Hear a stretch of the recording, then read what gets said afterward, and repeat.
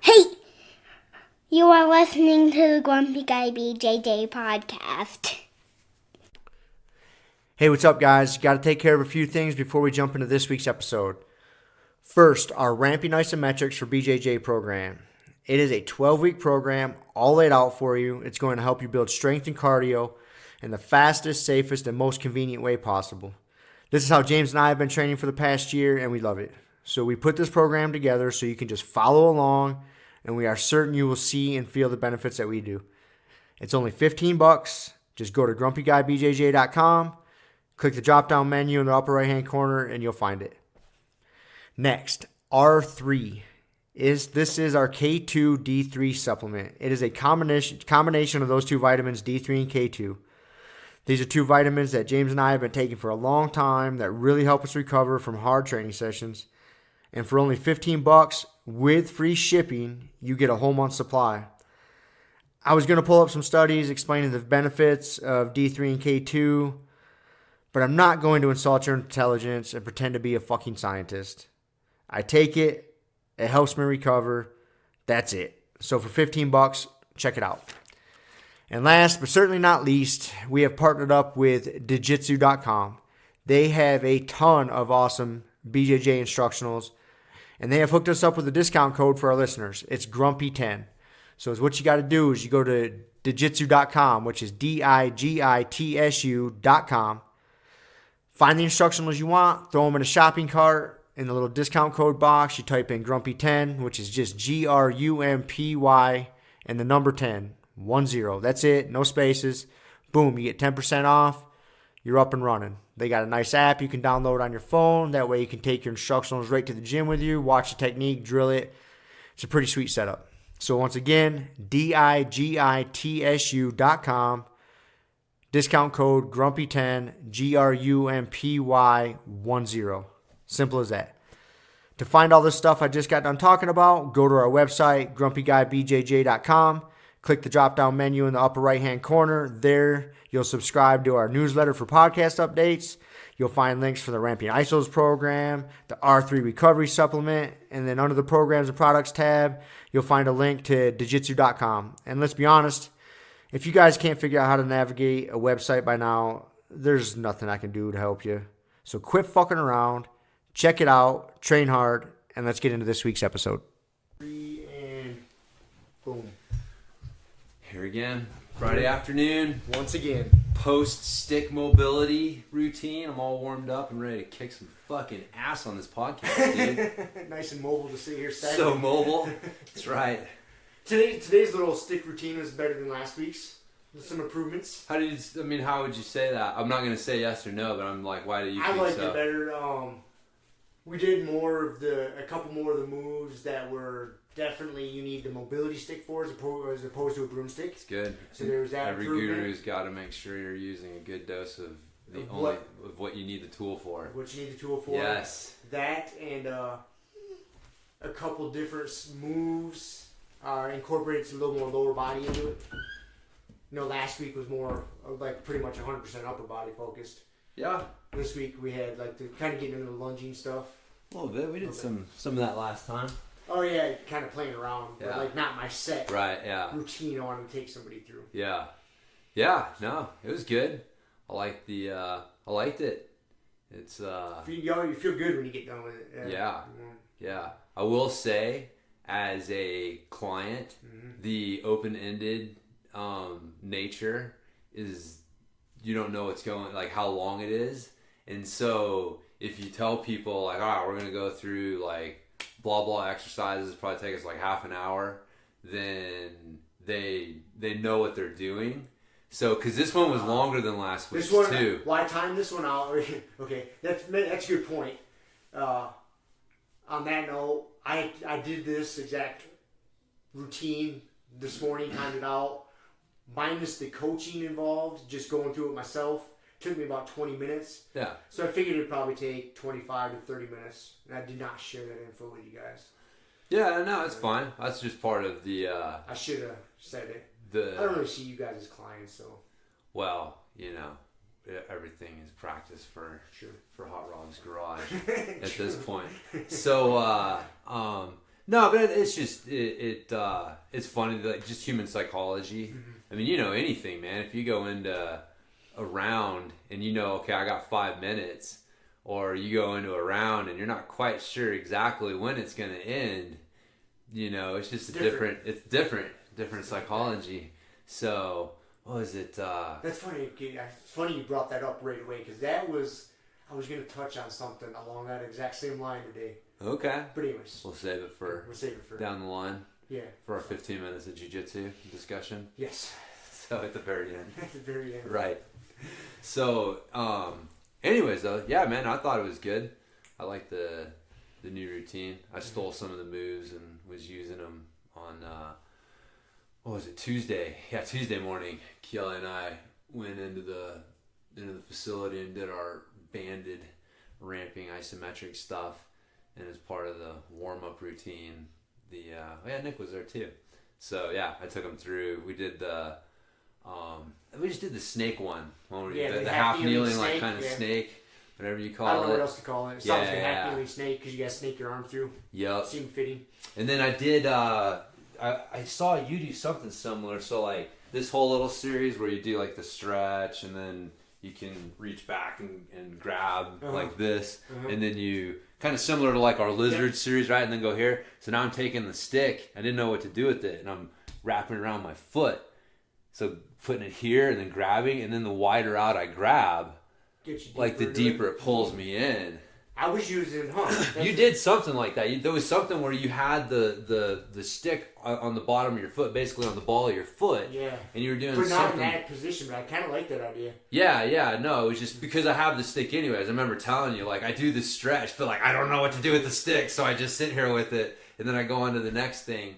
And, but I saw that. I can't remember, and I was like, oh, that's a fucking good idea. Huh. And, dude, that lights your hamstring up. Yeah, I bet. When you start pulling back, you get that calf into it. Because, again, that's the, what was it? Ian King, like, the way that he kind of defined it. Like, if you get, once you get a joint, we were talking about this a little bit last week. Like, once you start stretching at more than one joint, it really starts to become like a fascial stretch, because, that's more involved. If it's just a single joint stretch and you're really just isolating a single muscle group, then, you might be getting a little bit more into the lengthening of the muscle fibers or whatever. But definitely when you start getting more. So when you're doing that hamstring stretch, that's like a single joint at the knee. But then when you get that stick around the ball of the foot and start pulling back, well, now you're getting a stretch at the ankle too. The calf, yeah. So now you've got the calf and the ankle and the knee joint involved. And so now that's why it like lights it up like totally differently. So yeah, it's good shit, man. I'm all on board, man. I'm gonna be like the stick mobility guru. I like it. Yeah. And I got to get better at it myself to get the benefits from it, and then also that'll in turn help me infect all my friends. Yeah. And people around me with. Well, what you're gonna have to do. It's just business advice, unsolicited business advice. I'm good at giving that out, obviously. Perfect. I never did hear back from Josh about my... Surprisingly, I did not hear back from old Hinger about my unsolicited fucking podcasting advice. We are masters at unsolicited advice. Yes, so, but the stick... I know the stick mobility people, they have some sort of like affiliate or wholesale program. They do.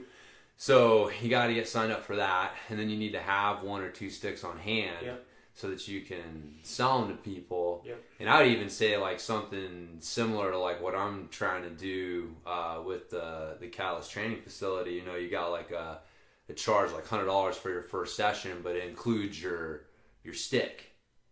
So that's a good idea. You're right, and then like $50 after that or whatever. But they offer. I don't have it memorized, but they have like certification courses. So you can go learn how to do different things with the stick. And I think once you do that, you get on like the wholesale program, so you can buy sticks at a discount, and you become an affiliate, so to speak. Yeah, I'm sure you can probably sign up for that without the certification. Going through the program. People like money. Yeah, that's funny. Generally speaking, they like money. I have never found anybody that doesn't like money. I have. I run into people occasionally. That don't like money? They don't want to take your money, man. you got a job, and you're like, hey, brother, I need you to do a job. And they're just like, you know, fucking it up, or, you know, can't get it done, or can't return the phone call. You know, I'm sure you've run into someone who is just so like they're almost trying not to take your money. You know what I mean? It's like really like they won't call you back, or they're always like, you know, putting shit off. Like, dude, I've sworn off Home Depot because those motherfuckers just like piss me off so bad, so many times. And I'm like, you guys must not like my money. But no, there's been a few times here, man. Like Bud Signs, I fucking called them to see about a sign for the Catalyst training facility. Never got a call back. They must not need any. They must make enough money. They don't need my money. So that's how I. You know what I mean? Obviously, but that's the message. That it's like, okay, well, you don't want to take my money. So people say they want your money, and then those are the same motherfuckers who are like, the economy, fucking Mexicans stealing jobs. You know what I mean? And it's like, asshole, I tried to give you money and you wouldn't take it because you were so bad at what you do that I literally couldn't get you to take my fucking money. Like, I mean, we've actually been involved in situations like that. Yeah. So, all right, where people are like, hey, I want to give you money so I can do this thing. And it's like, can't figure out how to take their money. So... Anyways. All right. We'll leave it at that. We'll leave it at that. But yeah, stick, man. Get you some sticks. Yeah. Do the, I think that's the way to go, because it's kind of like me with the mace stuff. Mm-hmm. It's not something that people are going to have. Right. And so if you're going to expect them to get into it and make use of it, you got to have some form of use. You got to be able to provide it for them, yeah. or, you know, make it really easy for them to get. So kind of like, ooh, and then people love to get shit, dude. You know what I mean? It's like if you walk away from a training session and you've got like something in your hand, like a new tool. It's cool. That's cool. That's so much better than just like walking away with a piece of paper telling you do fucking, you know, 3 sets of 5 on your deadlifts. Or, you know, so. It is. People do like stuff. They like money and they like stuff. They do. That's a tricky thing with fitness, because, you know, you're selling basically it's an intangible thing. You're selling a future self to them. So that's why a lot of times when you sign up at a gym, if they're good, they know what they're doing, a gym or a trainer, when you first sign up, they'll give you shit. You get like the bag and the fucking water bottle, and the towel, the t-shirt, or the, you know, here's some bars, and, you know, so a lot of that is just because they know people will feel more satisfied if they walk out of an exchange. They just signed, you know, a contract for $25 for the next 5 years or whatever the fucking deal is. And if they've got some shit to hold, they're gonna think about be less likely to stay thinking about it. Yeah. Oh yeah. so you know, that's a bad use of that psychology. But having a stick for people so they're pumped and they'll stick with the routine, that's a good use of that psychology. Right? It's like the Force. There's a dark side and there's a light side. And sometimes you got to tread into the dark side a little bit to you know, figure out how to make better use of the light. But I don't see it as treading into the dark side, as long as you got good intentions. Right? Yeah. Right. No. I'm just saying though, like understanding the psychology behind the Sith. Yeah. You know. That's why the Sith were able to defeat the fucking Jedi, because the Jedi didn't understand them, because they were like, I can't even fucking get involved in the dark side, and, you know, they'll taint me. You gotta understand the dark side to defeat the dark side. Exactly. You gotta become one with the dark side. And what was it? All the dark side dudes came from the light. Like, almost all of them were, or a lot of them were originally Jedi. They understood the light side. They understood both. Yeah. Exactly. They knew how to manipulate it. So the Jedi made themselves fragile. They fragilized their system. Because they weren't comfortable with the enemy. They should have just fucking invited them in and said, hey man, keep your enemies closer. Exactly. Where'd that come from? Where'd that saying come from? Keep your friends close and your enemies closer. I don't know. It probably wasn't even some like deep philosopher. It's probably like a fucking movie. And it's just infected our culture. No, I mean, it's definitely a philosophy. I would venture to say, I've read Machiavelli's book, The Prince, And I would venture to say that somewhere in there's definitely a theme about keeping your enemies close, like treating them as friends, like not letting them know that you even know that they're enemies.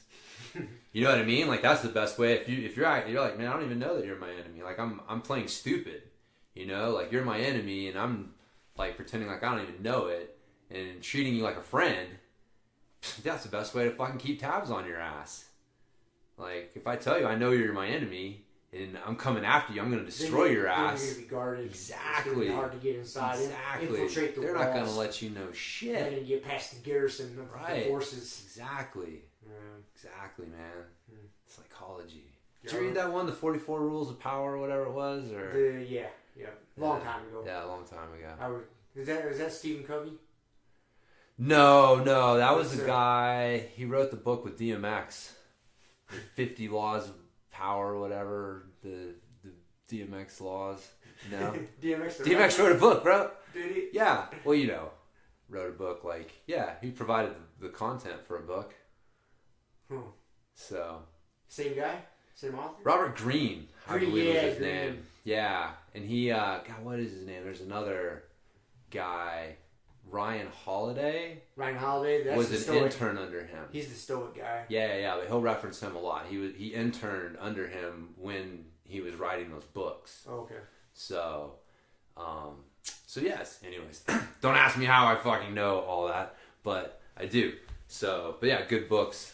But the, it's interesting, man. Like those rules of power, the persuasion book that has like the 7 scientifically, like reciprocity.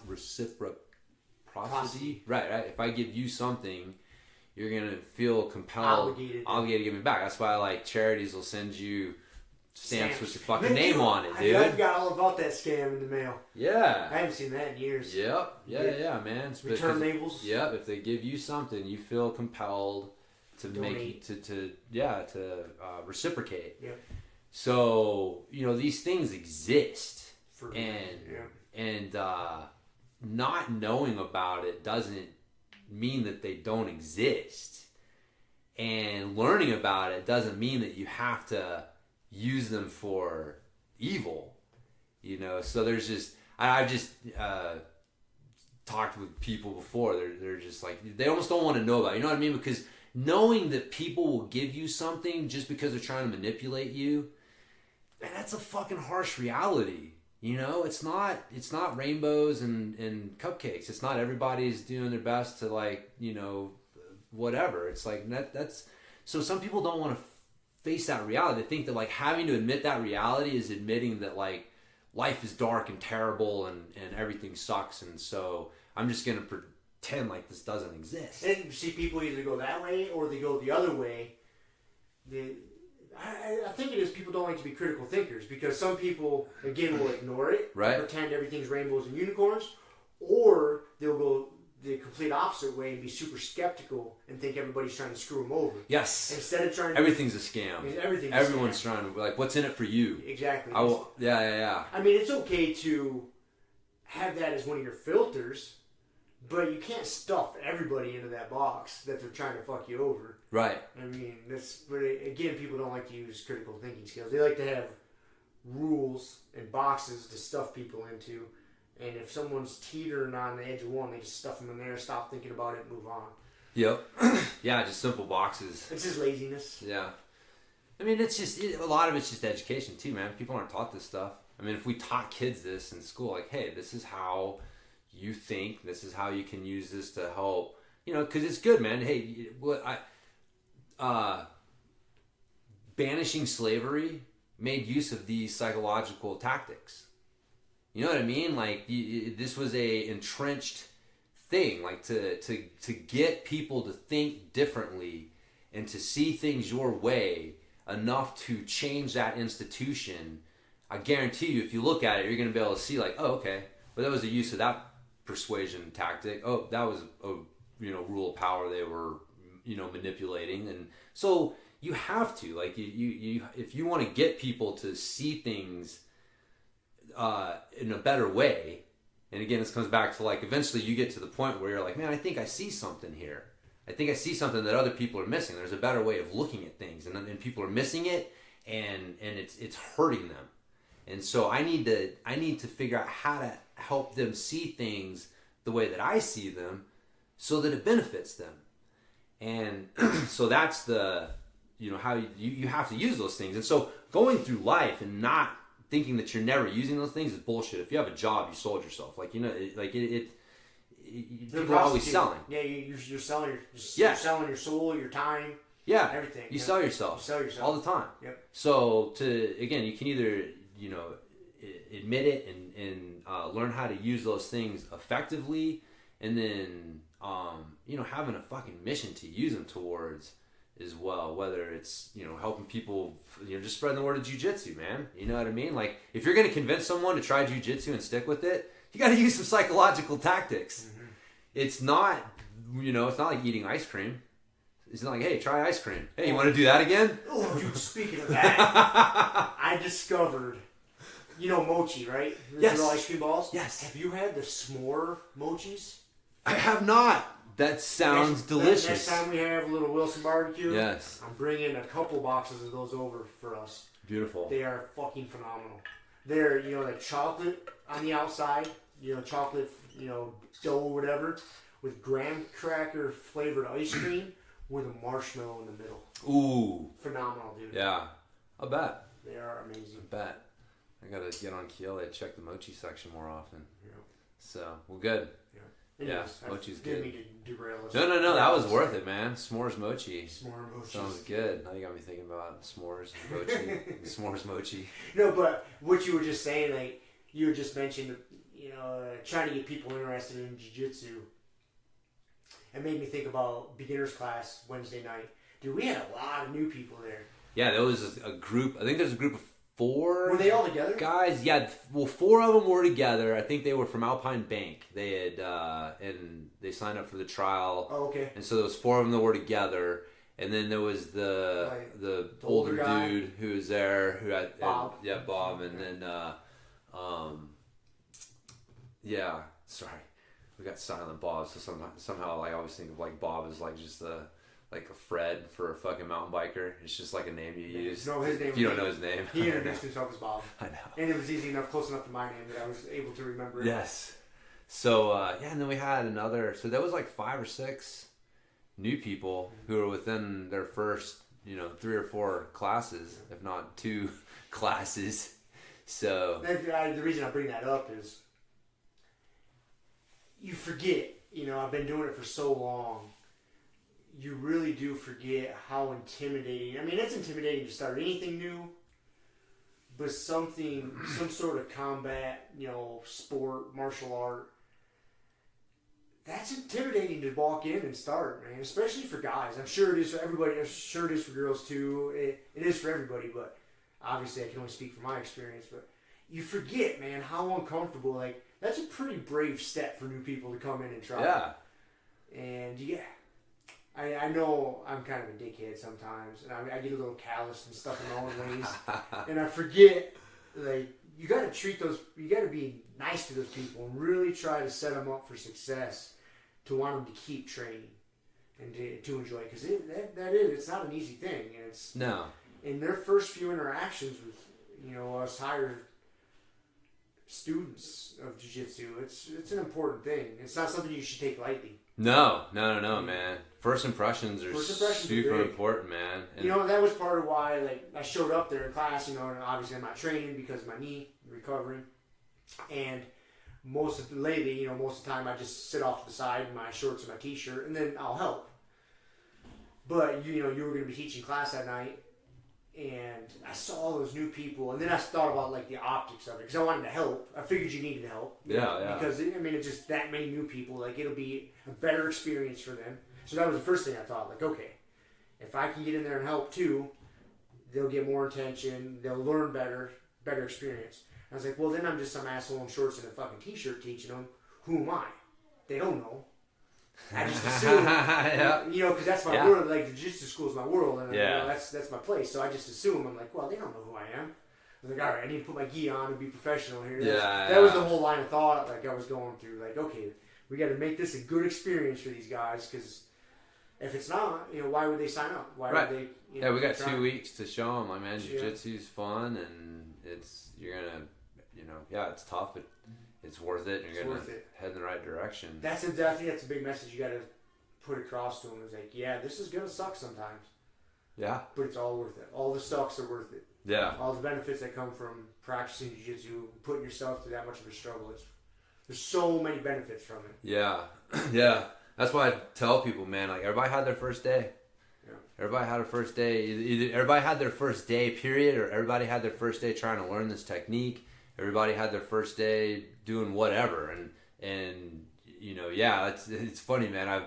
I've talked to you about that. I mentioned that before. Like, you are so far removed from your first day of jiu-jitsu. So far. That if you don't really make a conscious effort to think about it, it's just not. Excuse how you see things. A little bit, yeah. And so, yeah, but that's part of being a good coach, though, and that's what you do. That's what makes you a good coach, is you are able to empathize with them. You realize, like, oh, wait a minute, I got to stop seeing jiu-jitsu through my eyes and see it through their eyes, and like, oh, shit, that's right. Like, that's a fucking intimidating thing. And, yeah, I mean, if they walk out feeling frustrated and they're never gonna figure out what's going on, then they're gonna be way less likely to do it. So that's you gotta think about, like we were talking about. We were doing that Kimura setup, and you're right. Like I started working like, okay, you set up the Kimura, and then if your partner defends, here's an easy way to break. And it's like, oh, we should have just started with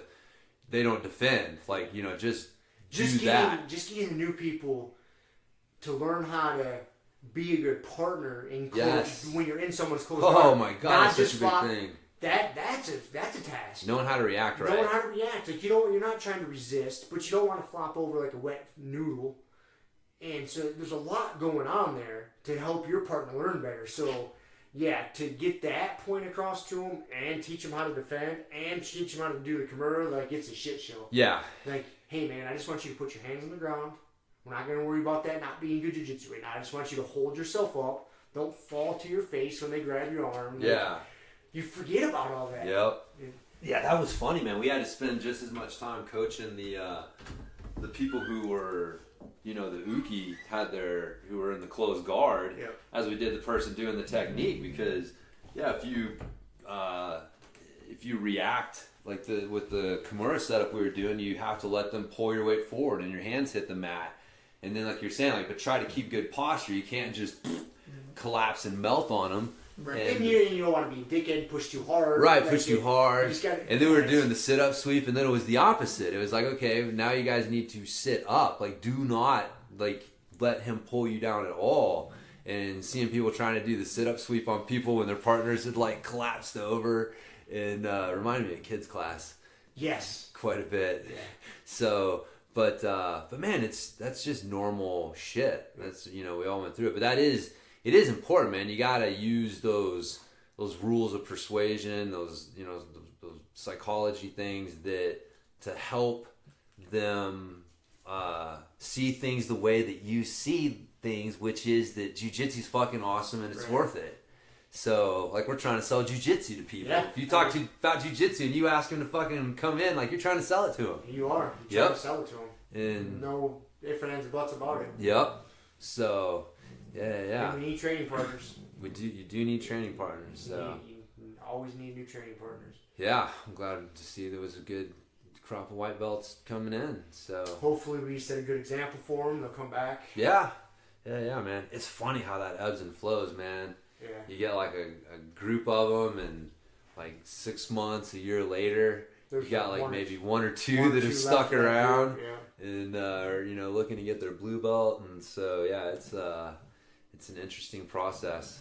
You see them, man. I root for all of them. Root for every one of them. But it's hard. You know the likelihood. Hard not to be a little cynical. Oh, it is. It's really hard not to be a little cynical. I'm not. I don't lose my cynicism or my negative outlook on it completely dissipate until someone gets to a gold purple belt. That's funny, man. Because So many people quit. Yeah. What you? Even a blue belt, man. That's what I'm saying. It's crazy. White. I mean, obviously the rate of white belts quitting is super high. Blue belts quitting is very high also. Purple belts, it drops significantly. Yeah. Yeah, man. But you still see, some purple belts, bail out on it. But generally, once they get to that point, they're in for the long haul. Yeah. For the most part. Yeah, no, it's funny you mention that, man. Providing some major life event, but. Yeah, I mean, I'm trying to think, like, out of our crop of purple belts that we've had, there's a few, small handful that don't still train, but man, yeah, like, it just, I mean, fucking even Brian Harris keeps popping in. Every once in a while, man, just I keeping haven't that. seen him in ages, though. He trains in the morning. I mean, he'll make it into the evening every once in a while, but they just. He works more than I do. Yeah. He has 2 jobs. He's working full. But yeah, man, if you get to purple belt, I guess you have it's just baked in your DNA a little bit, kind of what you do. So, but until then, it's not a guarantee. It's not a guarantee. Still not a guarantee. It's still not a guarantee. It's never a guarantee. It's never. No, it's not a guarantee. That's it's the funny thing. So, anyways, there you go. Selling people on jiu-jitsu using psychology. It works. Man, look at that. We brought that all full circle. There's so much man. Shit it's there. Almost like we've had these conversations a time. Like you get your fucking stripes. Like there's a reason. Like everybody, whatever, blah blah's the system, but that whole stripe thing, especially for white belts and blue belts, like it's important. It is important, man. It's important psychologically. Yep. It is, and it's like, man, should they not need it? Yes. In a perfect world. Yes, all right. Yes, they should not need the stripes. But the reality is people, until they get to a certain tipping point mentally, you want to try to do everything you can to stack the odds in their favor and in the favor of your school. And so, yeah, it's just like making sure, it's just recognizing people for just like effort, man. Yeah, exactly. And just that is a great feeling, being recognized for effort. And also, just like you talked about at the beginning, having something tangible that you walk away from a deal with.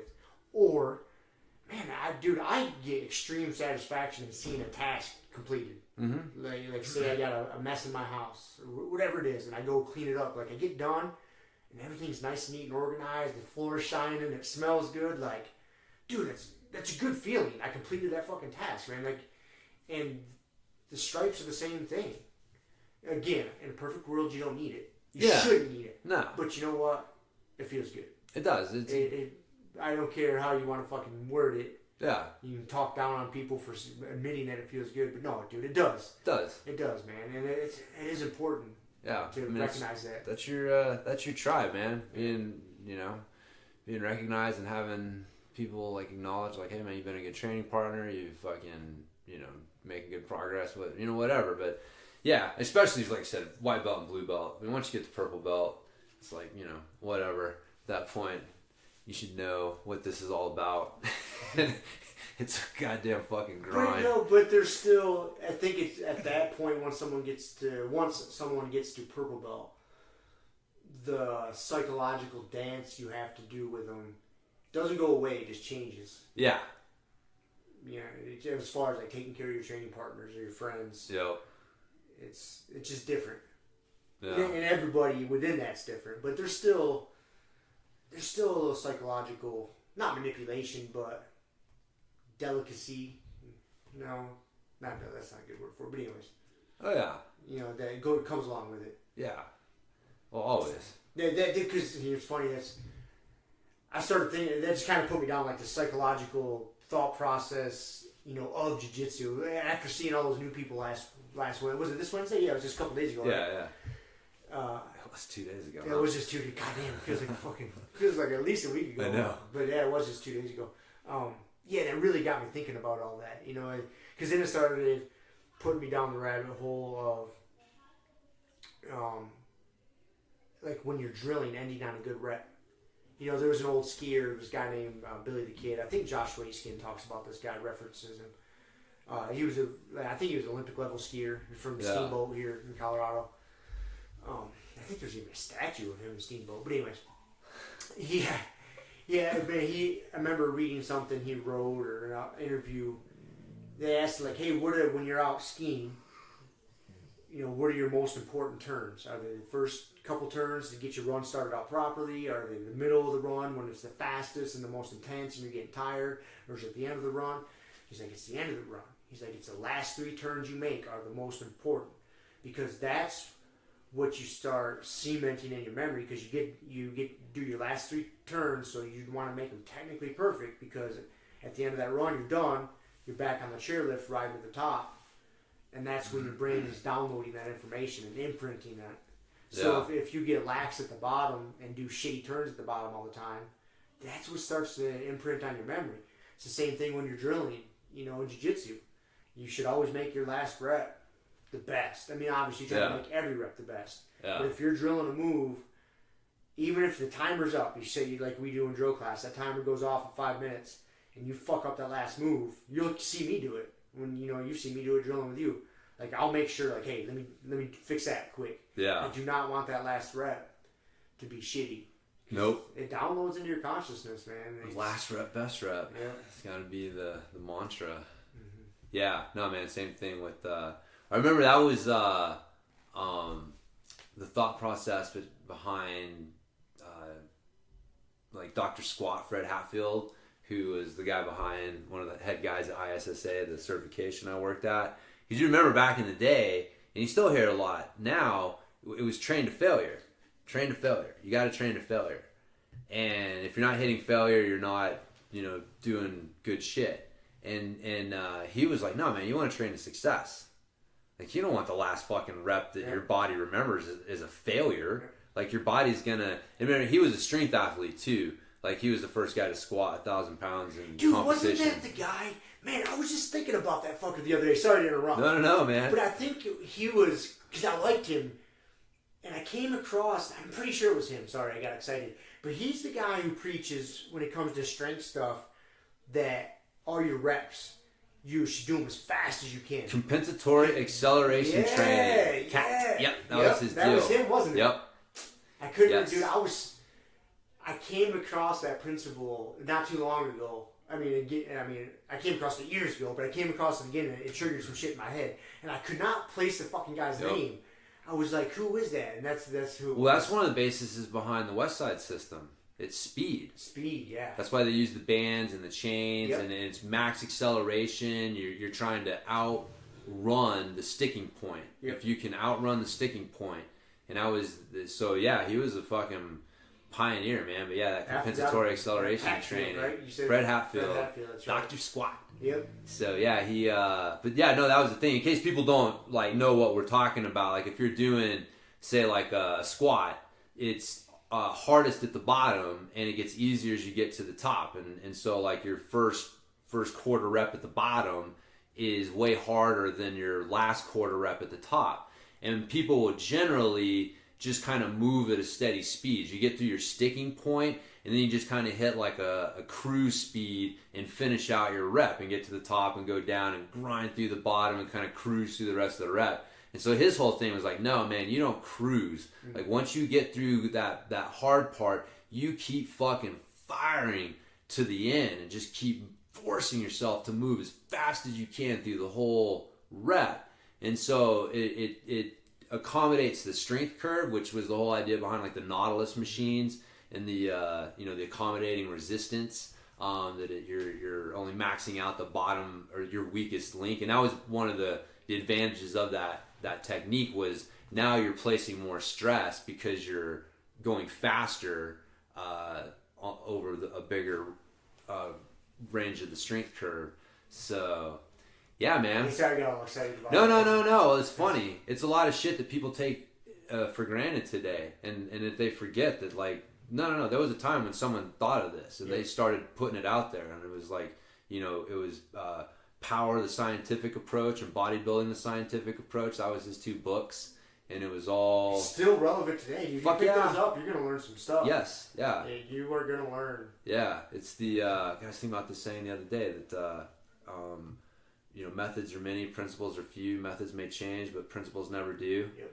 And so today, we've just got different methods taking advantage of these timeless principles. And you can go back and look at old methods and sound methods that made good, solid use of basic principles are just as applicable today, man. Yep.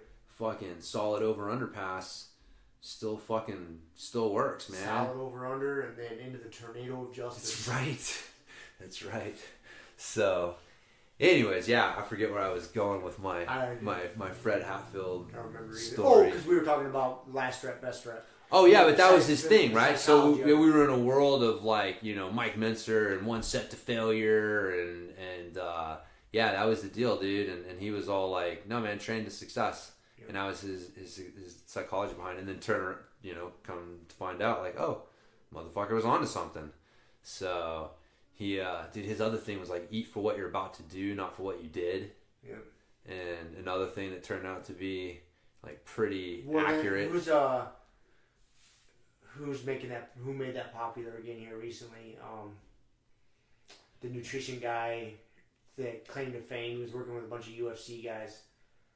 Stocky bald headed dude. Man, I know you're talking about the Dolce. Dolce, yep. Mike Dolce. Yep. That's his mantra, so to speak. Yeah. Is, eat for what you're about to do. Right. Yeah, because everybody, few taken from the whole like post-workout drink idea, which is fucking, sketchy at best, is how exactly effective that is. There's marketing. Exactly. A lot of it was, for sure. But people would extrapolate from that to like everything. They're like, oh man, I just got back from a hard hike.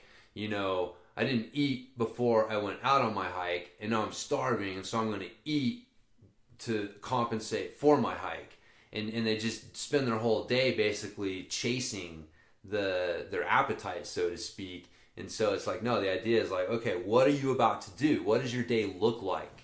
And then, you're not going to do a whole lot. Well, maybe you don't need to fucking eat as much. Like, that's the whole, other thing too, is like, look at what you're about to do. And if you have a light day, don't eat as much. That's right. You're about to fucking rock out in the gym, eat some food and fuel up for it. So, again, like, it sounds like common sense shit, but it's like, it's easy to forget those basic things in a world of marketing. Yep.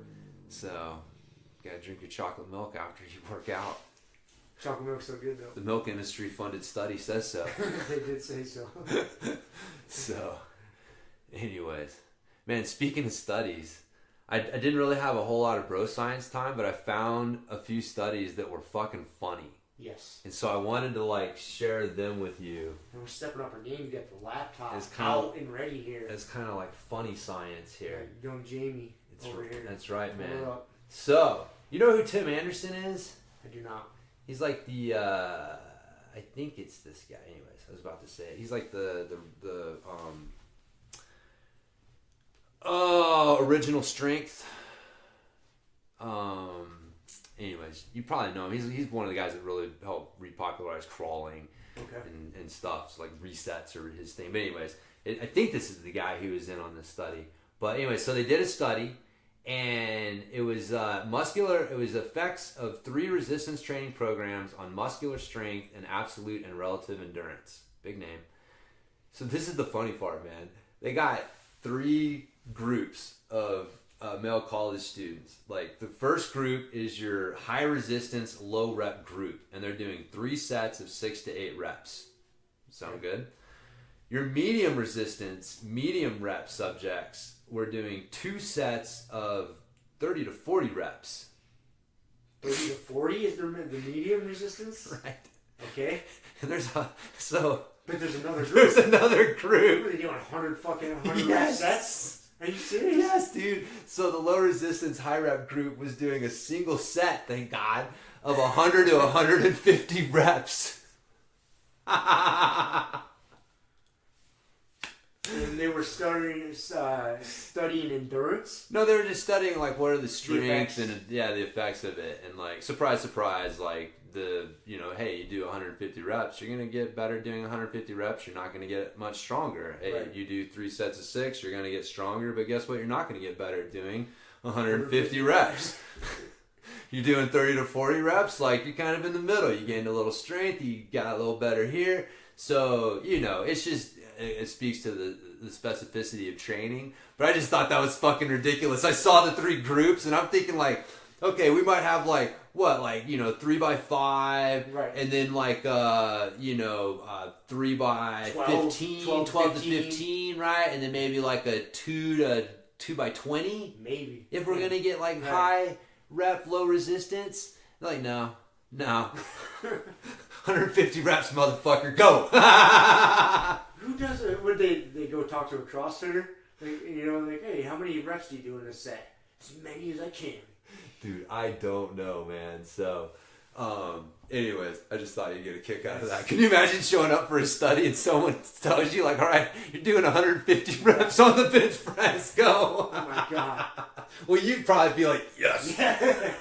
But, something else, you'd oh my God. So, anyways, this other one was looking at, what the fuck is it called? Effect of varied weight training programs on strength.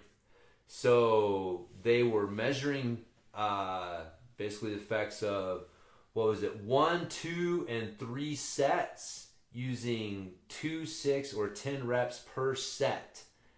And they were looking to see what got stronger. You know how they were testing strength? How? Wild guess. I Come on, we were just talking about it. What exercise is fucking... Yo, bench bro. press? That's it. There you go. That's what they tested. What they This is how they determined that it did increase their strength with bench press. bench press? I can see that. It's like, what the fuck, man? I can see You that. can't even throw a squat or just nothing in there. Just Just bench press. Well, because a lot of people can't do a good squat. I know. It makes it easy. It makes it easy. But again, you just read, some abstract whatever. Because, the conclusion is that 3 sets and 6 reps per set were best for improving strength. Mm-hmm. So somebody, puts a little blurb out, new study shows 3 sets of 6 reps best for improving strength. And you don't, dig into it and look and go, oh, yeah. it was bench press. Okay, maybe not. I don't know. If we're just looking at bench press strength, then maybe that is. But anyways, it was just kind of one of those, dude, that was fucking hilarious. Bench press. But I did think that, because, they had 2 sets, 2, 6, and 10 reps were what they were doing. Variables. And it was interesting that 6 reps were what they found were best for improving strength. Not 2. So, yeah, they were doing a 1 rep max on their bench press. So if someone was gonna, that was the main. that was the test. 1 rep max on bench press. Prior to, Yeah. and then. So if somebody came to you before the study and said, hey, you got to put money down on what protocol you think is going to improve their strength as measured by 1 rep max on bench press, 2, 6, or 10 reps. Well, I'd probably go with the 6. Would you? Yeah. Just because I think the adaptation you get from a 6 rep set, protocol, doing a weight that you can only get 2 times is pretty fucking taxing, and you can't do it. It's not repeatable. It's gonna fry your central nervous system, and it's gonna. So yeah, I would have said the 6. Huh. I would have went with it. Well, no, you wouldn't have. Yeah, I would have. No, you wouldn't have. Yeah, I would You're a fucking liar. have. Whatever, James. I can't prove that. I can't prove it at all, but prove it at all, buddy. you're backfilling. Conjecture. You're a little fucking lawyer, dude, and your head is You're wearing doing off a good on me. job. You fucking. No, you're doing a good job arguing. Yeah, exactly, it's good. So, anyways, I thought that was kind of interesting, the 6. But the fuck else did we have here? Optimum repetitions for development of strength, and this is funny. The resistances employed were okay. So 9 groups. They didn't say what they tested them on. This is just some abstract, so I didn't see what exercises and how they were testing them. But they were doing a 2 rep max, 4 rep max, 6 rep max, 8 rep max, 10 rep max, and 12 rep max for 1 set. Those were the groups. Okay. Right? And so, before I tell you the conclusions, what do you think the optimum number of reps was for improving strength? But what were they using to measure? I don't know. Well, so they were using like a 1 rep max effort. Again, I'm saying I don't know. Oh, They well, just then said... I can't guess. You can guess. You can certainly take a guess. I can certainly guess. But it all depends on what you're trying to get started. If you're just Jesus Christ, Rob. Quit sounding like me. Just take a guess. Where would we bury the body, bro? There's too many variables here. I All got right. too many questions. Man. All right. I can't even guess. Why didn't you just say You're putting me on the 6 and spot. just go with it? Okay, 6. Okay. It's somewhere around there. But the optimum number of reps was found to be 3 to 9. But was found to be between 3 and 9, 3 and 9. which would be about 6. About 6. You know why I find that funny? 9 reps wasn't one of the fucking groups. No. So how did they determine that? Yeah. They had an 8 and a 10. There was no 9. The average, I guess. It's exactly it. But I'm like, they had no 9 rep group. I wonder, are they really, some of these studies, are they really doing them, or are they just fucking making them up? Like the dog park Yeah. fucking gay harassment Yeah. study? The fake The one? fake one? I don't know, man. I swear to God, some of them are. They very well could be. I thought that was fucking hilarious. There's some of the studies that you come across, you swear it's just like some dude in his garage training his neighbor. Man, you And can't. Then that's the fucking... It is. Like Brett Contreras, he publishes studies, and he just got a fucking EMG machine in the glute lab. And it used to be his garage. Like, he literally has conducted studies out of his garage. And, you know, there's rigorous, like, there's a lot of different places you can get studies published. And so getting them, you know, some of them are more rigorous than others. Right. But, yeah, like, I could do a study. Like, I could get an EMG machine and do a study on the catalyst pedals and fucking, you know, try to have it published. It's called a study. Yep, and I mean, it would be a study. Like, a study doesn't have to be done in, like, a lab Like with at a Harvard. white... Right, exactly. Right, like, you can conduct a study, and it's just there's parameters and things and guidelines if you want to have it published and peer-reviewed and all that shit. But, so, that actually brings up one of the things, like, so you have to... You know, I'm finding some... Like, one of the reasons I don't know how they tested those guys is because I'm just looking at the abstract, and for me to look at the whole study, I have to pay for it. Oh, motherfucker. There's a fucking paywall. I'm not sure how I feel about a paywall for science. Someone, like you said at the beginning, people like money. People do like money. People like They money. do like money. It's interesting, though, because, like, you know, those journals are charging the money. And so, it's, you know, it's a weird thing. It's like the scientists who did the study aren't getting paid. Yeah, and that money isn't going to further the studies. You know, again, I don't know where the money's going, right? Right. But I'm just, you know, I would taking have to assume. some wild, hairy ass guesses that, like, there's definitely a portion that is like a profit thing. Right. It's like these journals are profiting off of science, and like, but they have to, like, if you want to be taken seriously as a scientist, you have to get published in these journals, and so. It's this weird kind of like mafia thing where it's like, hey man, you got to pay us for protection. From who? From us. From us. We're going to bust your shit up. That's right. It's like, we're not going to give you your degree. You're not going to get fucking your papers published, which means you're not going to get a job, which means you're not going to, you know, be able to pay your bills. So if you want that, you got to play our game. You got to get published in these journals. And then we're going to charge people to be able to access the information that you fucking did. And so... It's a little shady. It's interesting, man. It's interesting. Or maybe they do. I don't know. Maybe those people do get a little bit. It's kind of like, have you listened to the Matt Byrne podcast much? No, I still haven't. No. It's fucking pretty funny, man. Keenan's hilarious. But he was calling out Hinger for not producing his own content. And I totally agree, man. Like, it blows my mind. Like, I love BJJ fanatics, but it blows my mind that system is there. That, like, the vast majority of jiu-jitsu practitioners, that's their intellectual property. You're basically selling your intellectual property to someone else for, like, a portion of what, you know, of the profits. And it's not that hard to produce your own shit. Like, I've done it. I'm not a fucking genius. And even what you see produced by BJJ fanatics, it's not like it's world-renowned production quality. Right. You know what I'm saying? No, it's just a camera. I could produce something that quality. Right. Easy. Right. They're not doing anything crazy. No, man. There's no like stop motion, No, angle changes and again, like I don't know if that would make it better, but yeah, it's just a fucking camera, people. Just a camera, dude. In a room. Yeah. That's it.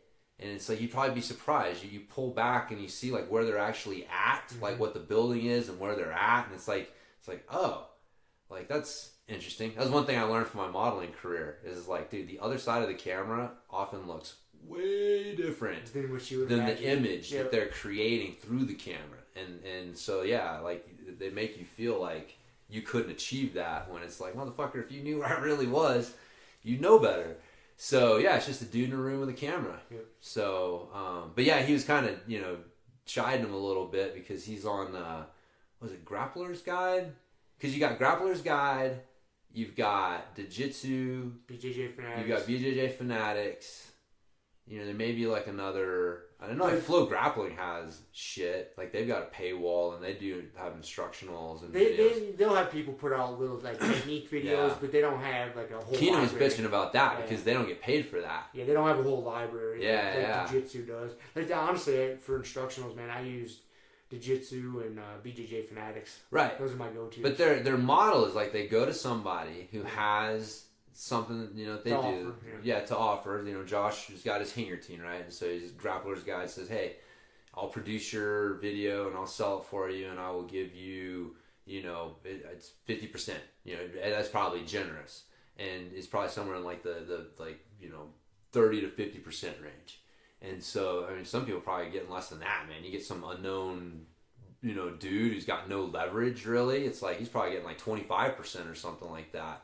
And and then they'll sell it and you get your cut. And it's like, it sounds good because it's like, oh, I don't have to do anything. But you're really like selling yourself super short. Super short. And then they own that content. Like you can't take that content and use it with it down the road. So like if Josh wanted to like, down the road he comes up with a new fucking Hanger Team series and he decides like, well, I'm going to give away like 3 or 4 bits of this for free to promote this. Like, he's got to go to Grappler's Guide and get their permission or have already for his own shit or already have like negotiated or whatever. But he doesn't have like just free reign of it. He may be able to use like short clips or whatever. But if he's like, I've decided I just want to give this all away for free. I've decided I'm going to just build my email list. Are you listening, Josh? So. Build that email list, dude. Just give some shit away for free. But Keenan was fucking chiding him about that and saying like, man, you need to just produce your own stuff. It's your intellectual property, and really as a jiu-jitsu athlete, as a jiu-jitsu coach, like that's all you have is your intellectual property. So it's I totally agree, man. It's interesting to me that there aren't more guys who just do their own thing. Like they have their own following and then they sell their own shit to that following. And man, not very many guys do it. No. Keenan's got Keenan Online. Marcelo's got his. Yep. I mean, Atos came out with theirs. one, and then didn't the Mendez brothers do their own? Probably. I mean, again, like Gracie Baja probably has something, you know what I mean? Like, but like the individual, somebody that's not so well known. They all sell their stuff to another format. It's like, man, you guys, it's like, man, if you using Instagram, everybody said this, like, Instagram's gonna go away at some point. I know it's fucking shocking, people. But we all look at Facebook and it's like it's a shell of what it used to be. And 5 years ago, everyone was like, dude, Facebook will never go anywhere. Like Facebook is, the best thing ever. And nothing can ever replace Facebook. And it's, like these guys are spending all this time building a platform on Instagram. And it's like those motherfuckers on MySpace, And it's like, dude, what happens when things shift? And so if you're not building that email list, your own platform that you can control, you're falling into the trap. But anyways, well, they make that barrier to entry super easy. And then they frame it as kind of being difficult to produce your own shit. And they say, hey, we can take care of all that. We can email blast us. Oh, we already got a ton of people on our list. Blah, blah, blah. You know, they just give them all the reasons why it'd be better off to go through them. You can try to do it yourself. You know, it's funny too, though, is if you went to those same guys, right? Like if Hinger produced his own thing, and then he went to guys that had a big list and offered to give them 50% of the sell, he'd probably find more than a few that would mail out for him. And so, but now he's negotiating the terms. Right. They're not negotiating. And then he has full control. And he still has full control of everything. Exactly. So he can still sell his intellectual property. I produced it, and I'm going to work a deal with you to where if you sell it, we'll split the profits. But and if I want to take it and give it away, it's mine. It's still mine. Yeah, exactly. So it's just interesting, man. How people don't, they don't see that. It's because it's so easy to just get fucking Instagram likes and have somebody produce your shit and sell it for you and call it a day. But that's not it's not what Keenan's doing. Keenan's fucking killing it. I mean, he's a smart dude. So at least from what I can tell from listening, and I just mean killing it as in like he seems to have figured this how to make money in jiu-jitsu thing out, and so it's which is good, man. I there are more guys. The reality is I don't think that jiu-jitsu will ever get to the point to where we can pay the athletes what they really deserve. No, it won't, just because it's not spectator friendly enough. Exactly. It's just not going to. It's never going to get there. The way that these athletes are really going to be able to make a living and get something back for their contributions to jiu-jitsu are to do what Keenan's doing and figure out how to make money through multiple streams. And of course, obviously seminars are a real popular one that people do, private, and then like having some sort of online income stream that you're able to control is another one. That's just like a hugely underutilized one by a lot of these jiu-jitsu guys that I'd like to see more guys be able to make a living off of jiu-jitsu, because there's plenty of money to be made, right? Like there's fucking a shit ton of white belts and blue belts out there who have money and are willing to pay to have somebody help them improve and whatever. So it's just learning how to tap into that, man. It's there. Yeah, man. The ocean's not dry.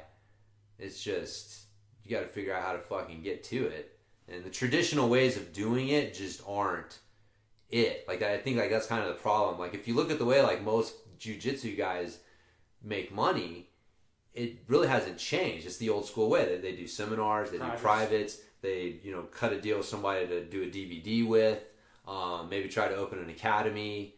And so, and again, a lot of those things, I'm not saying some of those things are timeless, right? Like you gotta they will work, but the idea of really promoting and controlling and selling your own intellectual property is something you just don't see enough guys do.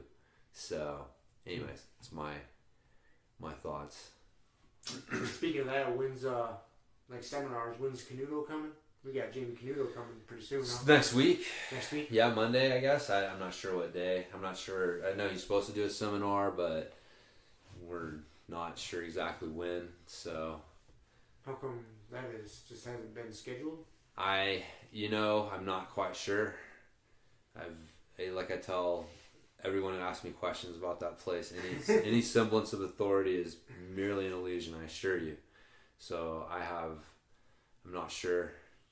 I just was talking to somebody, and because Chris, old big Chris, was wanting to know. He said he's going to come down and train as much as he can next week. I haven't seen George in a long time, man. No, I haven't seen him either. I guess he's just working. Working his ass off. Yeah. Those poor delivery guys, they work us to the bone. Yeah, is that what he does? Yeah, he works for UPS. Oh, really? Yeah. Okay. Yeah. That's right.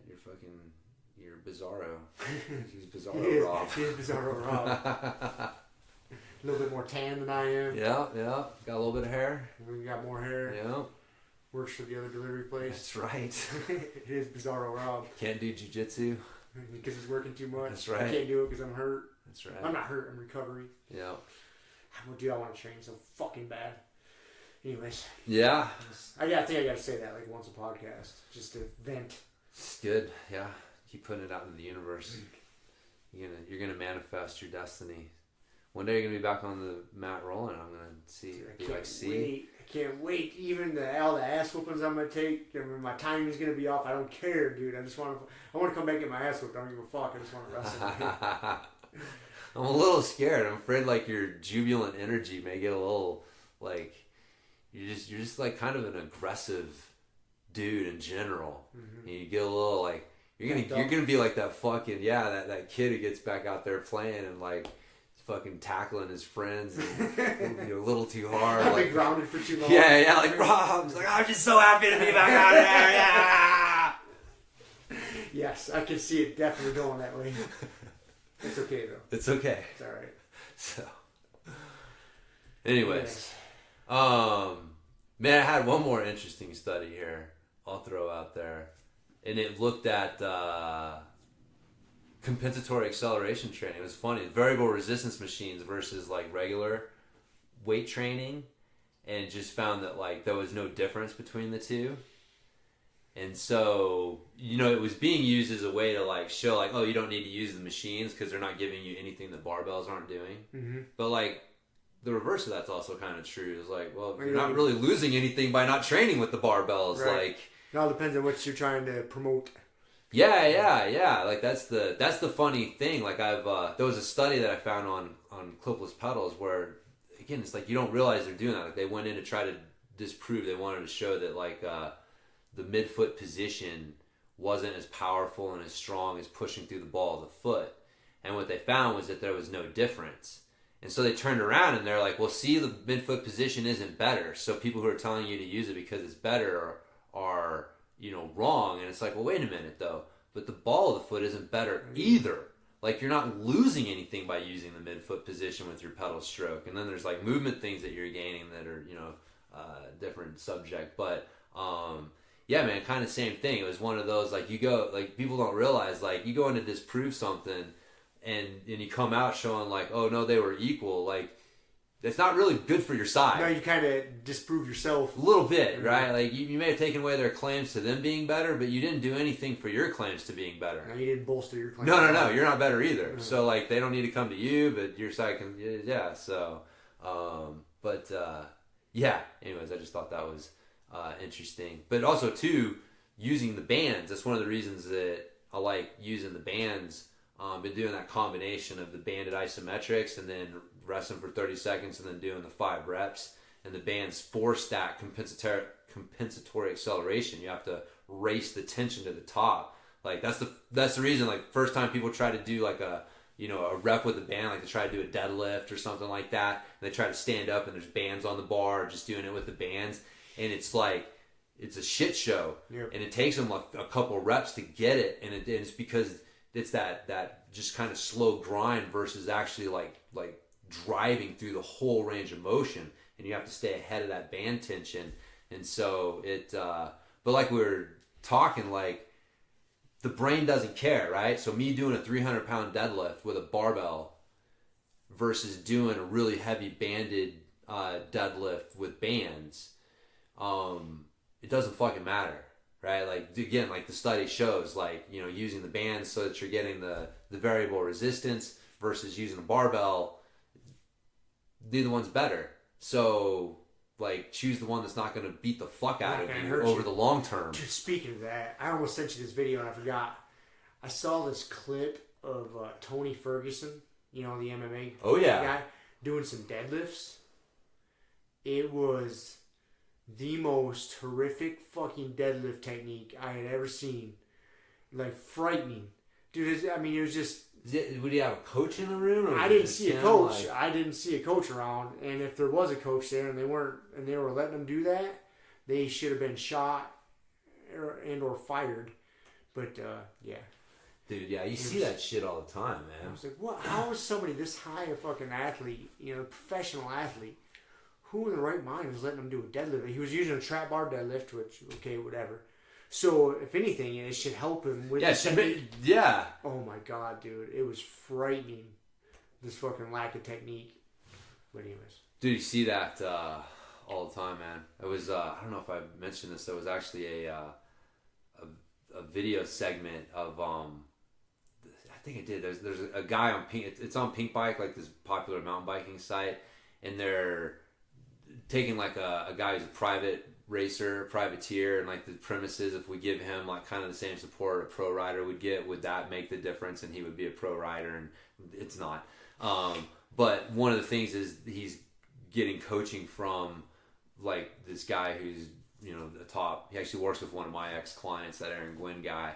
And so he's seen as like one of the top downhill coaches in the world because of that. And so in the video segment, they're doing their strength tests. And so they're testing his squat and his deadlift. And it is a shit show. And it was like the same thing. It was like, what is going on here? Like, why would this coach allow this to happen? And a lot of it was funny. Like a lot of people piled on, and they were like, "This is shitty form. Like, where's the coach? This is a really bad example of what to do."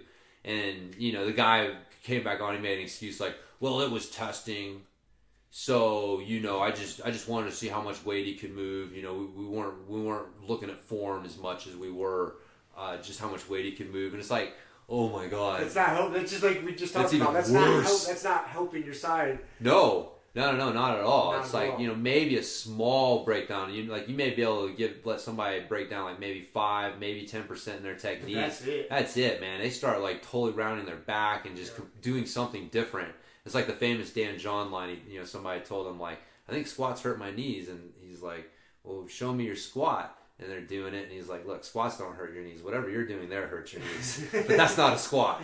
So let's not get these fucking things confused here. But anyways, yeah, lost my train of thought. I was ranting on. So, dude, I saw a group of furries last night at the farmer's market. Get out of here. Yeah. Yep. Really? Full on, dude. Fuck, man, I was going to be going down to the farmer's market too. Yeah, you missed out. Were they just hanging out? Did they have a booth down there? No, they were just hanging out. They were just hanging out. They were just, I'm sure they would have recruited someone if they could. It's what were the characters? What were they dressed up as? Dude, like I don't know, like weird animal mixture things. Did they have like the full on like one mascot? of them did, man. One of them had the full on mascot looking outfit. Really? And then there were a couple others that were like kind of half dressed because it's fucking hot, man. Like you got to be super committed to be a furry in like Grand Junction. 100 fucking degrees out. And then yesterday was even worse because it was humid. Yeah. And so yeah, most of them look like they were in their summertime outfits. Their summertime just some fucking tails and some feet and hands kind of going. Really? And so, but huh? Yeah, man. It's big tourist time this time of year here in Junction.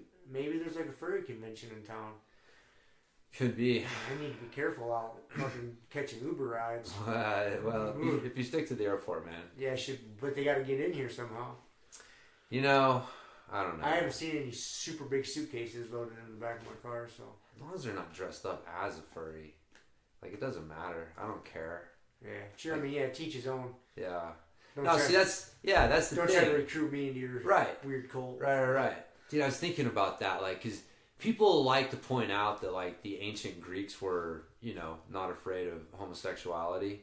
And so it's like this, like, everybody points to what manly men the Spartans were, and yet, they had homosexual practices. And so it's hypocritical of people to be, like, anti-gay and stuff. And it's like, the point was, it was more like, look, man, it was more about masculine versus effeminate traits. And, like, we talked about this before. It's like, I don't care if you're dicking, John or Jill. I don't care, man. But if we're on the fucking battlefield and you're my right-hand man, I want to know you're not running like a little bitch.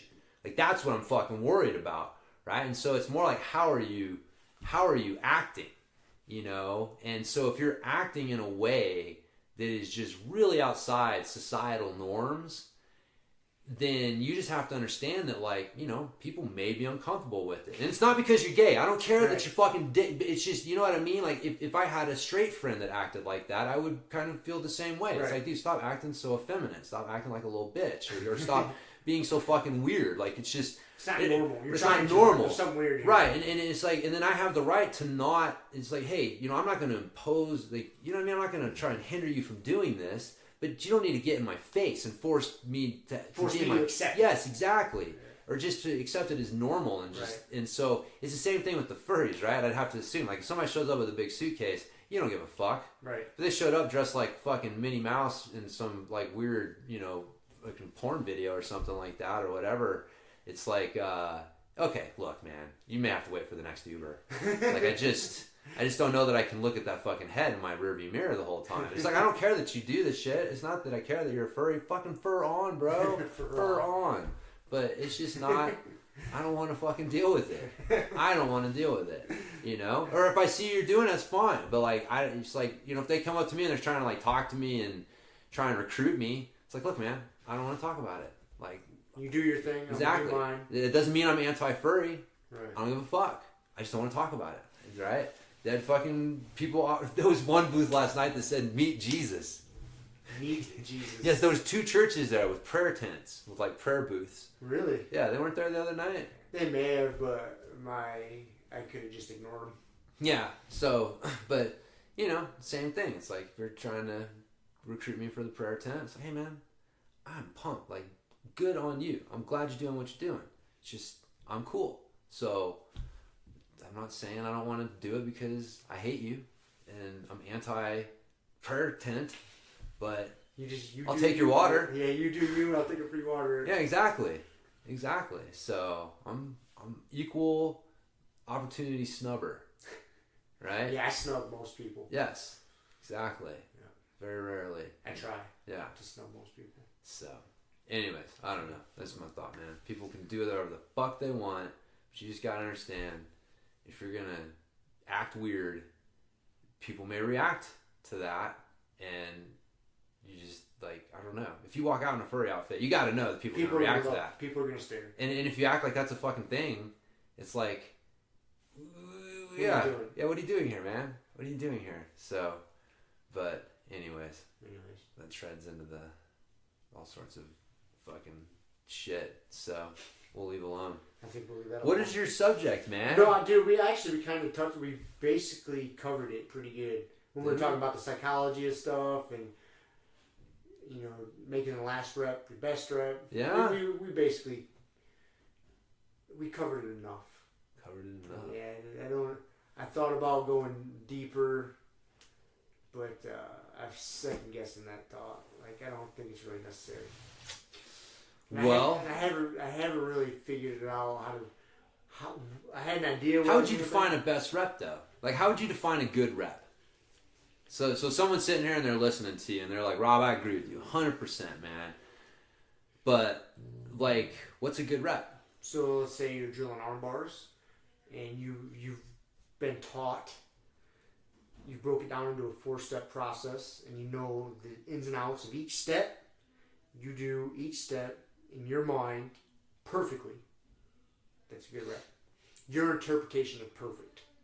So in your mind, what your mind is focusing on is, you're saying, is an important part. Yep.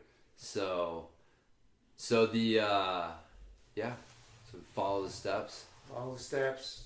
Make sure you're hitting each principle. So I mean, like, when you see people drilling stuff, I mean, what is like skipping steps, or like kind of like, what would you say is like kind of the big skipping steps? You see people not do, like, because if you're doing arm bars for 5 minutes, right? Like, it can be, if you haven't trained your brain, it can be easy to start. Because you see this with in the gym. I would tell people all the time, it's like, dude, you're more likely to get hurt doing like a 10, 15, 20 rep set than you are 3 to 5 reps. Mm-hmm. Because if you're doing 10, 15, 20 reps, you're doing some of those reps because they just stand between you and fucking 15. Being done. Yeah, it's just, I got to get these done. If you're doing 3 to 5 reps, it's like you've only got 3 to 5. Yeah, it's easy to stay focused on each one. Yep. And so if you're drilling something for 5 minutes And it can be easy to just do some of those reps because they stand between you and the buzzer. So I don't know if there's really a question there as much as just kind of like, I don't know if you have like some advice or thoughts on like helping, how do you kind of... Man, just it's intentional. It comes back to, like, I think Josh Waiskin talked about it again, intentional practice, deliberate practice. You're not just going through the motions. You're knowing why you're doing each step, why you're moving here to accomplish this. And each fucking time you do it, you're doing it with that intention. You're not just doing it just to do it. Not just to kill time between the beginning buzzer and the end buzzer. Intentional practice, deliberate practice. Yeah. That's what I would say. Yeah, no, I agree. Obviously, I'm just kind of trying to draw things out. I think it's a good subject, man. I think there's good... Because, again, I think it's one of those subjects that you and I take for granted. Because, you know, we do study this shit. We study how to be good studiers. Mm-hmm. Like, you got to learn how to be a good learner. And so, if you haven't ever really been exposed to that, then you don't really know. Like I said, like, you can tell people, like, hey, do a good rep. It's like, what the fuck's a good rep? I don't know what a good rep is. And so, yeah, I think that's some good... So being able to do it fast doesn't mean it's a good rep. The speed comes with time, and unintentionally you get faster. Yeah. Just because you smooth out all the steps. There's less wrinkles in your program. Right. You flow through the steps. Smooth becomes fast. You just got to be smooth. Yeah. And not don't. Yeah, that's a big mistake you see. I saw that, you know, some of our new guys there the other night, man. Like, this guy, I'd give him an A for effort. He was trying really fucking hard, but I don't know what. And he was trying hard at the wrong things. And he was like, we were just doing Kimura's, and this guy's like fucking all out of breath and fucking sweating profusely and huffing and puffing and not doing anything right in that effort. I'm like, hey man, let me show you how relaxed this should be. Just like this. Just real slow. Just your partner's not resisting. You're not really fighting anybody here. Just get all the steps right. And I think I kind of got through to him a little bit. But not no, so you much. did, man. I know exactly who you're talking about, and he did. He called. I could tell like you were helping him because he was a little wired up. And again, it goes back to what we were talking about, man. Or something, you know? Yeah. Like he was literally vibrating. Yes. Like visually vibrating. Yeah. And okay, relax. He was exactly, and it was just, dude. His fight or flight, like sympathetic nervous system was so kicked on, and it's like, but good on him for fucking, like, you know, not sticking fighting, with he it. Was fighting, Yeah, and relaxing, man. Like towards the end, he was no longer vibrating visually. I'm sure if you put your hand on him, you could probably still feel something, but it wasn't like as you know, pronounced. And a lot of it was, man, because you were over there and you're like, look, man, it's got to be this easy, you know. It's just, yeah, there you go, cool, awesome. And but yeah, I guarantee you, if you would have been like, this goes back to coaching, man. Like that dude needed a fucking pat on the back, not a kick in the ass. Mm-hmm. Like, what the fuck are you doing there? What is that? That would not have helped. What's going on here? This isn't what the fuck I was talking about. Do this. Put your hand. Yeah. Like, that would have, dude, he might have fucking... He never came back. Never would have came back. I wouldn't have blamed him, man. Right. But, yeah, being able to read that. But that was good. But, yeah, man, you see, like, people don't know how to direct their thoughts. And, man, honestly, this goes back to, I think, like, meditation. It's just such a underutilized tool. And, you know, like I said, there's different things, you know, you can meditate, just being mindful and breathing, and there's different ways to do it, but it comes back to, like, taking control of your mind. And you're saying, like, no, this is what I'm going to focus on, or this is what I'm not going to focus on. A lot of, like, meditation is like, I'm not going to focus on this. Well, see, that's what I was going to kind of contradict you a little bit.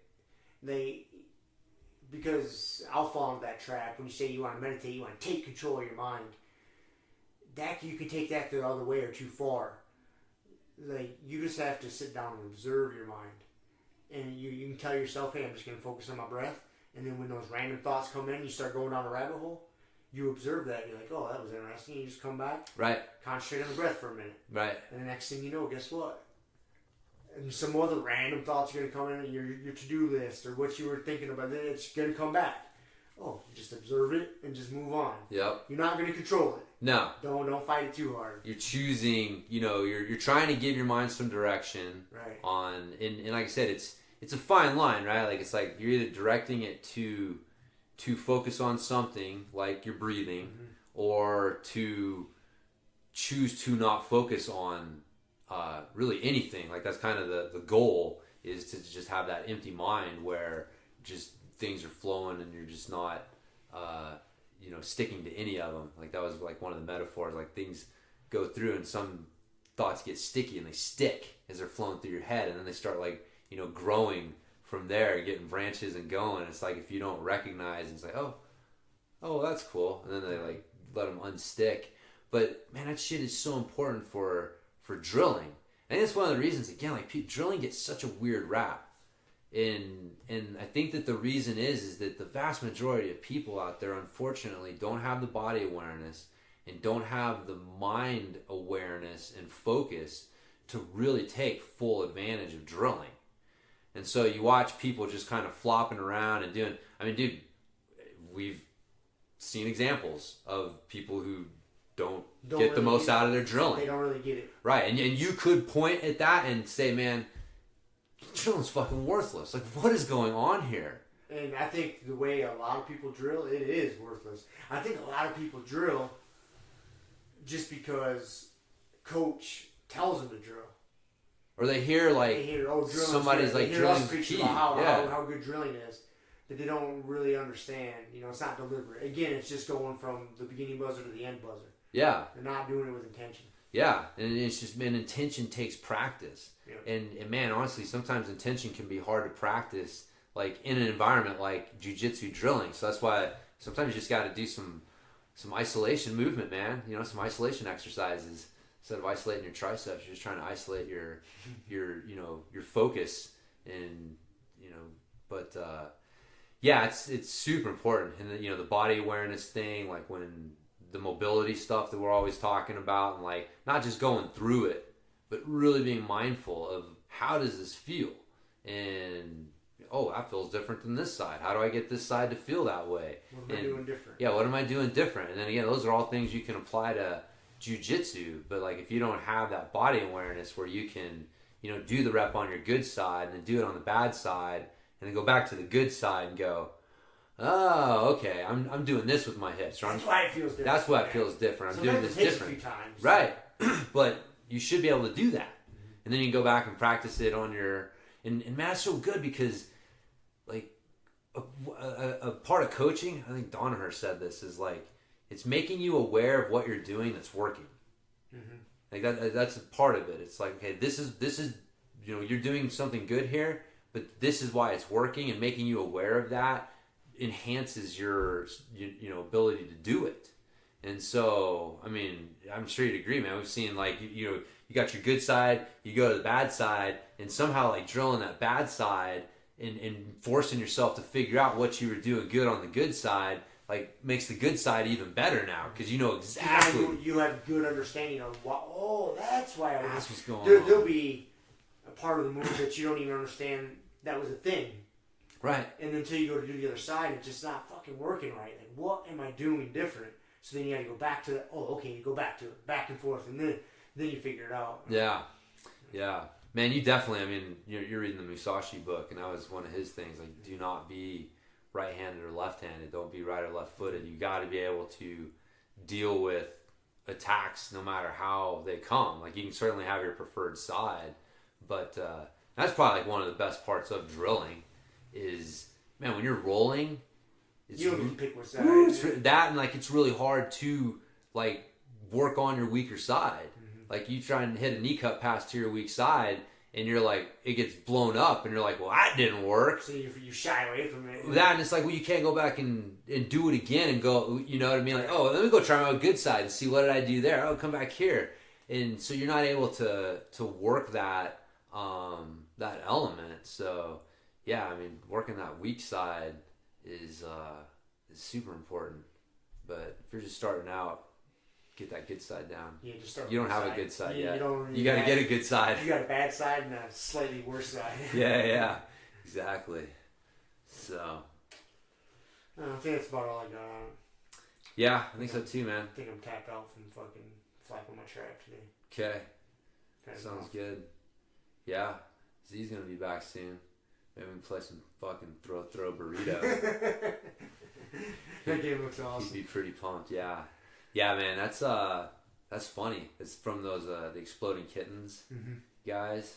And another Kickstarter campaign. Weaponized Mexican food. I gotta say, I wasn't 100% sold on it. I wasn't sure how it was going to be and how they were going to pull it off and make it fun.